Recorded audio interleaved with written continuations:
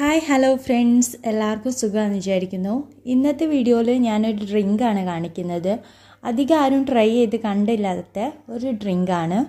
ആദ്യം തന്നെ ഞാൻ കുറച്ച് ഇളനീരാണ് എടുക്കുന്നത്. അതിൻ്റെ വെള്ളം ഞാൻ ആദ്യം തന്നെ ഒന്ന് എടുത്ത് വെക്കുകയാണ്. 3 ഇളനീരാണ് എടുത്തിരിക്കുന്നത്.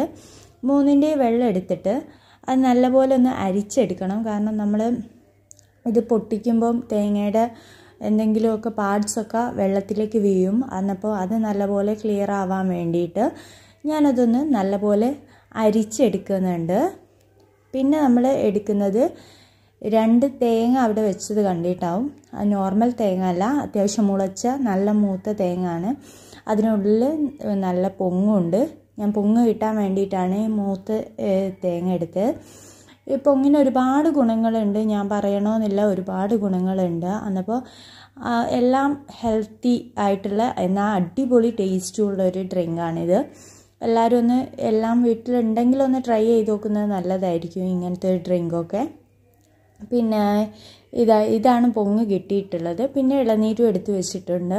അത്യാവശ്യം ജ്യൂസ് അടിക്കാൻ പാകത്തിനുള്ള ഇളനീരാണ് എടുത്തത്. എല്ലാം ഒന്ന് സെറ്റാക്കി വെച്ചിട്ടുണ്ട്.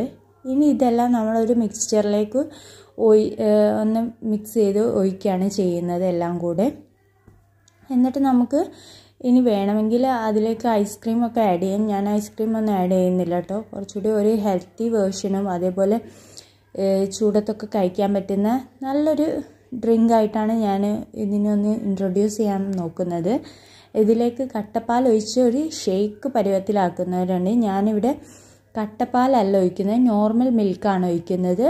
അതേപോലെ ഞാൻ 2 സ്പൂൺ ഷുഗർ ആഡ് ചെയ്തിട്ടുണ്ട്, 2 ഏലക്കായും ആഡ് ചെയ്തിട്ടുണ്ട്. ഷുഗറൊക്കെ നിങ്ങൾക്ക് ഇഷ്ടമുള്ളതിനനുസരിച്ച് ആഡ് ചെയ്യാം.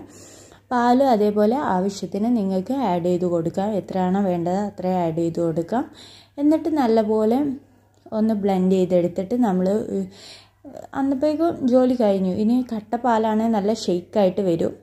ഞാനങ്ങനെ കട്ട ആയിട്ട് എടുക്കുന്നില്ല, കുറച്ചൊരു ലൂസ് പരുവത്തിലാണ് ഞാൻ എടുത്തത്. എന്നിട്ടൊരു ഐസ്ക്രീം കൂടി വെച്ച് കൊടുത്താൽ നമ്മുടെ ഇളനീർ ഷേക്ക് റെഡിയാവും.